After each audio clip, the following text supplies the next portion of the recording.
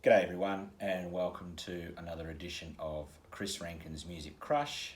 Just doing a what I've been listening to video. Got a day off, so I thought I'd give a bit of an update, tell you about the new releases that I loved that came out last Friday. This is the first chance I've had to make a video since then, but as you know, I always listen to a very large amount of new release albums this week.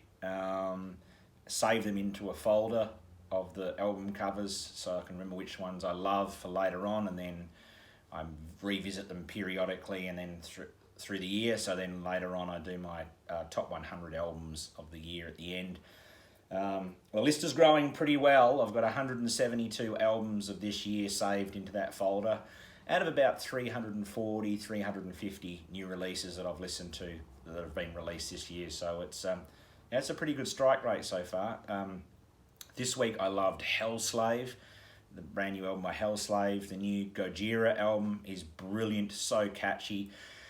The new album by Nekromantheon, really good. Bloody Hell made a really, really good album. I'm really enjoying that. Stone Dealer, something like that. Anyway, I put all the titles of the albums and the bands in the description. That was really good. The new Vreid album, really good. Two great new albums by Australian bands. Plasmodium made a very good album that came out this week. The new Temtris album, Ritual Warfare, fantastic. A good list of albums this week. The week before was a little bit light on, but yeah, this week was pretty decent. So check all them out. They're all brand new releases. They all came out between last Friday and today. Yeah, please check them out. And I want to give a big shout out to this guy. I've mentioned him a lot on my channel, but really if it wasn't for him, I wouldn't have started doing videos, and he was the guy that really helped me get into this and doing videos. I've watched his channel for quite a while. He's become a very good friend of mine, and I'm talking about Aaron the Metal Theologian. Just a fantastic channel. He has just the perfect blend of ultra knowledge, but down to earth. And I've always said one of his secret key, I think, is that you really feel like you're sitting on his couch in his living room, and he say, "Hey, dude, listen to this," and "Hey, listen to that," and "What do you reckon of this?" and "Check this out." It's a really natural skill that I don't see it come off on anyone else's videos, and his collection is just out of this world. As I say, I always have my A4 exercise book handy when I'm watching his channel, so a big shout out to him. It's a fantastic channel, my favourite channel on YouTube for sure. And another quick shout out, I always give a shout out to Sea of Tranquility and Pete Pardo, probably second behind Aaron of getting me into doing videos and talking about your music collection and so forth. And I love watching the Sea of Tranquility and the Hudson Valley Squares, which reminds me there's a new episode I haven't watched yet, so I'll get onto that. But today is just what I've been listening to, just my things that I've pulled off the shelf and listened to. Still waiting on some new albums to be delivered and come through. Probably going to pick up the new Gojira album. I actually saw that in a big sort of music chain store in Australia called JB Hi-Fi. So that's one that's quite easy to get that I don't have to order. So I will probably get that. Love it. I always love Gojira. Perfect blend of ultra heaviness, catchy, and one of the bands that really pulls it off live. It's so rare to hear a band that's that heavy and really heavy, crunchy stuff but is so crisp and well played and perfectly executed. I've seen them live a few times and they are stunning live. So good. So on to what I've been listening to. And I'll put a link in the description to Aaron, the Metal Theologian's channel, in the description below, and a link to Sea of Tranquility. But if you have never watched Aaron the Metal Theologian and his channel, it is the best channel on YouTube for sure. But anyway, what I've been listening to. Talked about this album quite a lot. I've been revisiting. I do this sometimes. I don't know if you guys and girls do, but sometimes albums that I loved of the last year sometimes you never know if you were caught up in the moment or if they were really amazing. Most of the times you do, but periodically I like to go back and revisit albums like a year down the track and see what I think of them. Sometimes they get better. Sometimes I go, oh, gee, that was really good at the time, but I can hear maybe some things about it that I don't quite love anymore. So, so I do that, and I've been doing that a little bit this last weekend. And this thing just always, I love. It's raw black metal, but don't let that turn you off if you're not a massive fan of black metal. Yes, it's raw. Yes, it's, you know, it has some of the normal stains of black metal, but its weirdness and its quirkiness and just the different way that it sounds to any other black metal album means it stands out. This finished very high on my end of year top 100 list of 2020. The album is Youth and Ribbons by a one-man band called Revenant Marquee. Quite known for doing some fantastic splits. Did a great split last year with the Lamp of Murmur. Incredible. He's from Wales, and this is the 4th album. This is definitely my favourite of his. Already released another one this year, but not quite as good. I think it was this year, or was it an EP? Either way, I'm getting lost, but I'm pretty sure I even talked about it on here before. I'm just listening to so much music that I can't remember them all. But yeah, this is brilliant. I think it's I wouldn't say a landmark black album, but it just, of modern black albums, this is really standing out as being something that I reach for regularly, and I've been really enjoying listening to it. The production's different, you know, the drumming is insane. The drumming on here is bludgeoning, absolute bludgeoning of the skull. It is magnificent stuff. The riffs are weird, and there's a bit of a weird vibe to it. It's not all growl. There's sort of more, might sound a little bit like, you know, someone sort of shrieking in a cave type sort of sound. Magnificent. Absolutely love this album. As I say, that came out in 2020. Also, I've been listening to this ripper. This is a reissue of the debut Seance album. So good. I absolutely love this record. This is just all out classic Swedish death metal. There's no mistaking it. Heavy, brutal enough. The guitars sound magnificent and quite catchy too. Some real good head-banging riffs and things that are really quite catchy. And it's just a record that I reach for many times. So the band is Seance. This is their debut album. They put out another album after this that I didn't really... Well, it was okay. I wouldn't say I didn't like it, but, you know, it was decent enough, but nothing like this. And then they were gone for quite a long time. They reunited, put out another album. Finally, they put out a 3rd album in 2008, and then haven't really heard from them since. I still think that they are together, but just haven't heard anything from them since. Absolutely love this. So you've got the title track, Forever Laid to Rest, probably my favourite on here. The Blessing of Death, another favourite, and Reincarnage, another favourite. But there's no weak track on here. Absolutely love this record very much. I'm not sure when this was reissued. It's definitely a reissue. Plays beautifully. And the black mark. Yeah, so good. Lyrics on one side. Just brilliant. That classic early 90s. It's just got that classic early 90s, 91, 92 death metal look about it. I just love it.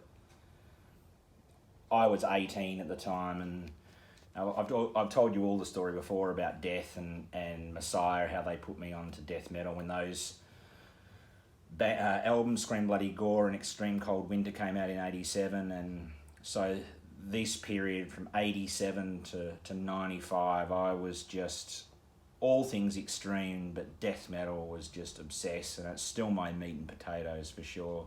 Death metal and prog for sure. man, if you've never heard this album and you want to hear, yeah, it's definitely death metal and it's certainly heavy enough and all, but it's still, you know, it's not completely brutal and guttural. It's still quite catchy enough and a really enjoyable listen. So you don't have to be completely into the all-time brutal stuff to enjoy it. It's if you just like good heavy metal and good classic death metal, Seance for Never Laid to Rest, 1992. Next, I'm pretty sure you all know how much I love this damn band. I absolutely fucking love this band so much. Voivod. This is their 11th album, Contorts, but it's actually their 14th release overall, so that's where the name comes from. Piggy said that it was named this because Contorts was the phonetically pronounced way of saying 14th in French, so that's where the title comes from. Probably the weakest album cover of theirs. I've had some great album covers, but this is obviously just the band. Now, Piggy is all over this album and did record everything, but this was the last album, not the last album he's on, but this was the last album that he pretty much helped make all the way through, but it did come out after his passing, unfortunately. Infamy he's on quite a bit, but this was sort of a lot of the stuff that he did, and then it was posthumous released, if you like. So everything that he would normally do, he is on this album, but it did come out after his passing. Great album, just absolutely fantastic. 2006. Yeah, that sounds about right. 2006. This is terrible. I think he passed away in 2005. I can't remember if it was 2005, 2006 now. That's terrible. I'm getting the years mixed up. But this was not long. This was released not that long after his passing. Such a sad passing. One of the true visionaries of metal, in my opinion. Dennis Dearmore or Piggy. And just a master riff writer. And no one else has ever sounded like him. No one else ever will sound like him. And that's what makes Voivod so great, so unique. I love this album. You know, this era of their catalogue, Phobos, Contorts, Infinity, it's probably their most least known and least sort of championed part of their collection. But this is still 9 out of 10. No doubt about it. So is Phobos, so is Infinity. Just, yes, they're maybe down a little bit, and they're probably, I mean, this is probably the most straightforward metal album that Voivod have ever done. This sounds very much, you know, it's just a classic thrash heavy metal album. However, there is definitely lots of that Voivod quirkiness, progginess all throughout the album as well. It's probably just the most toned down of all of them in that regard. No Angel, my favourite song on here, and it's just magnificent. The riff in that is just pure class. The Getaway I love, Mr. Clean I love. Silly Clones, that lets you know that it's still Voivod for sure. And Polaroids I love. This is a gatefold, this is a reissue. Great, you've got, of course, all the Away artwork. It's all through here. Lyrics are pretty hard to read because they're small, they're handwritten, and then they're the black on the red, which makes them almost impossible to read, but that doesn't matter. I just love Voivod anyway. This band can do no wrong for me. They just keep doing no wrong. You know, 40 years now. Certainly 40 years since they started releasing, almost 40 years since they started releasing music, and they've never missed a step, ever, not even close, nothing that you go, yeah, that was pretty good. No, their average is pure class, and I love this record, and as I say, very soon, when I get time to do it, it's a big discography, and I'm actually missing 2 pieces, and then I'll have the full discography of all their studio albums. So when I get those last 2, I've got everything else to go. I don't know whether I'm going to do a ranking video or if I'm just going to do straight up through discography timeline video, but I'll work it out what I think will work out best. But Voivod, just the best. Canada, I'm telling you, Canada, Archspire, Rush, Voivod, Ex-Dio, Mitochondrion, just millions and millions of absolutely fantastic metal bands. There's just something about it. Gorguts, of course. I'm missing millions, but there are just... Boy, there are so many great Canadian metal bands that I just love. Theolist as well, another great Canadian metal band. Just millions of them, and I love them, and you just know it's going to be quality every single time. Been listening to this as well, another album I've been revisiting from last year that I love. This also finished in my top 100. Probably, I can't remember now exactly where it finished. I think it finished between 80 and 100, but that's no slight because, you know, last year I listened to about 1,200 new releases, and my initial list that I had to cull from, I had at about 400 albums that I really liked. So if it made it into the top 100, that means I still really loved it very, very much. There were some albums that I loved a lot that finished 150, 180, 200, something like that. So I love this, absolutely love it. So I can't remember what number this is. This is third or fourth. I can't remember what the first one was now. I might be getting confused with an EP or a demo, but I think this is their fourth, but I might be wrong. I'll try and pronounce it. Anos en Fierno. I think that's how you pronounce it. Brilliant. Of course, earlier albums had more of a hardcore like feel to it and sound to them for sure.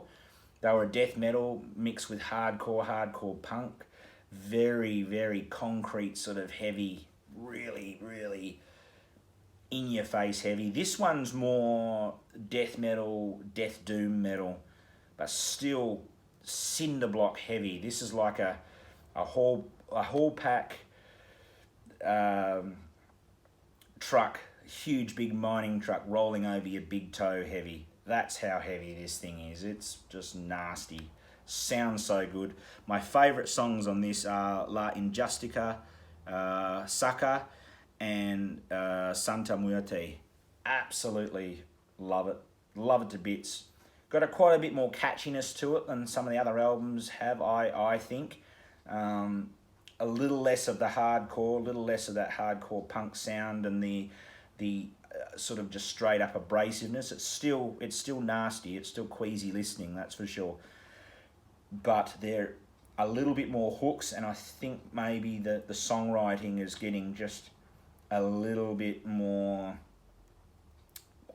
polished, if that's the right word to use. Maybe it's not, but yeah.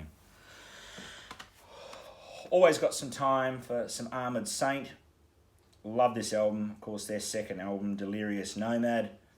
Such a great album. I love pretty much anything John Bush does. I'm always a massive fan of his. Everyone knows, whether you agree with me or not, that's fine. Music is subjective, but everyone knows my favourite Anthrax is the John Bush stuff. Stomp 442 is my favourite Anthrax album. And I just love everything Armoured Saint has ever done. Another video I am planning to do soon when I get some time. I've got quite a few discography videos and I want to do. Will be an Armoured Saint one. Obviously their second album came out in 1985. Nervous Man I love, which is kind of almost like the title track, the way the lyrics are set out. In the Hole I love. Over the Edge with that big bluesy sort of hook riff. You're Never Alone, For the Sake, and Conqueror. Conqueror might actually be my favourite song on this. Absolutely love it. In fact, this whole album is kind of bluesy. It's a little less, for me, it's a little less, what I hear anyway, heavy metal, galloping heavy metal, sort of new age of British heavy metal sound, and a little bit more blues metal, which is kind of interesting because it came out in 1985, and yet Raising Fear that came out after this has a little bit more, I think, back to the heavy metal, galloping sort of traditional metal sound. And then, of course, Symbols later on, they get more into a bit more groove, hook-laden metal. But yeah, they do no wrong for me. Love this band. Delirious Nomad. So good. This is actually a Japanese pressing. I do have the Obi strip still for it. I don't have it on the album, but I actually do. There's a little part of my collection where I keep little bits and all that need to go or where on the outside, especially with CDs, otherwise the jewel case doesn't close properly. But this is a Japanese pressing because I do have the Obi strip for it. So great album. I don't think it's the original Japanese one, but I don't know though, because the spine, sometimes it's got that old style spine, but I haven't actually ever bothered to look to see what pressing that one is. That's a bit lazy of me, but I'll get around to that one day. I've only just gotten around to doing my new release video for the week, and today's Wednesday and the new releases were Friday, so what a band. Great band. I was inspired to pull some of these off the rack. I saw Ron Haggy doing his great video on Tigers of Pantang. I saw Pete Pardo, Sea of Tranquility. They did their ranking of the Tigers of Pantang. And, you know, that's why it's good to watch other people's channels, because you go, oh, yeah, I might give that a spin. I'll take that off the rack. So I did. And I thought I'd go back to the start. I hadn't heard this one in a long time. And, yes, Jess Cox's vocals aren't the greatest, that's for sure. But this album is heavier than I remembered. I don't know why I'm saying that, but I seem to think it was more on the lighter side of the earlier style of new wave of British heavy metal. But this is quite raw and rough, and it really kicks ass, and it is quite heavy. Just brilliant. Slave to Freedom, Killers. Wow, what a brilliant song. Wildcats, probably my favourite on the album. Fire Down and Fire Clown, sorry, I can't read. Fire Clown and Insanity. Absolutely love this album. 1980. This is not an original, I don't believe. I think this is like a second press, maybe. I can't remember now. Because on the back it says originally released on the MCA label in 1980. I can't see a date for when this is. So, I don't know, maybe it is an original pressing as far as the date goes, but just the way it writes there, I should have checked this out before I did the video too. I've never bothered to look. I've had this for a long time. That's why I probably have never bothered to look, because when I get something into my collection that I haven't seen before, then I check it up on Discogs and have a look what it is. But this one I've never bothered to look, so there's a bit of homework for me. Just the way it says, yeah, originally released on the MCA label in 1980. This album was the first to be recorded by Tigers of Pantang. Oh, so I don't know. I'll check it out later. It's on Fame, which you see some of those early Whitesnake labels on albums on too, from memory. So I don't know. MCA Records and Fame. So yeah. Anyway, I don't want to take too much time. But I love this. I love this band. I love all that era of new wave British heavy metal. What am I talking about? I love all metal. I think you've pretty much worked that out by now. And then this absolutely fantastic album. Ha, or I don't know whether you call them H-A-R or Ha, but this came out 2014. I got this thrown in with a release. I can't remember which release it was now. It was a release, and someone's album that I bought on Bandcamp, and this got thrown in as like a little sweetener a little while ago now, and I can't remember which one it was, but they're from Tel Aviv, Israel. Sort of a black metal, death metal band, cross. Really, really, really good. There's the back. Just what we got. 5 songs. 6 songs, man. Yeah, you can tell I was working a lot yesterday. I did a very long day on a big tour. So my mind's not so sharp. But anyway, 6 songs. And yeah, really good. 2014 this came out, and they've only, as far as I know, they've only ever released EPs. They've released 3 EPs, no full length as of yet. So it would be good if they did do that. Maybe they have and I just haven't seen it, but I'm pretty sure they've never actually released a full length. And I love this. It's really, really good.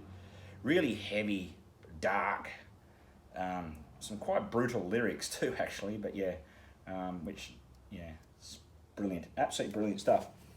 So that's what I've been listening to. Hope you're all doing well out there, and I will get around to watching some of your videos as well. I do my best to try and keep up, and I do also always try to answer all your comments. It might take me a little while to get through them, but I do all go through and look at them all, and it means the world to me that you watch my videos and you comment and you engage. That's what it's all about. Music is all about sharing and letting the people around you know what's good and what's great to check out.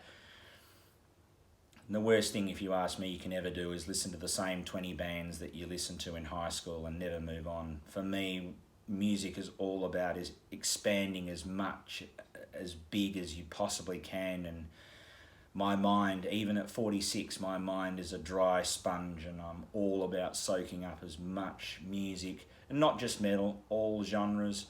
I'm constantly, as much now when I go into a record store that I go to the metal section and the general section, I also race to the jazz section and really have a look what's there, and I've got to try this, and regularly asking Aaron, the metal theologian, hey, is this good? And I message him, hey, you reckon this is good? Is this something I should check out or what? So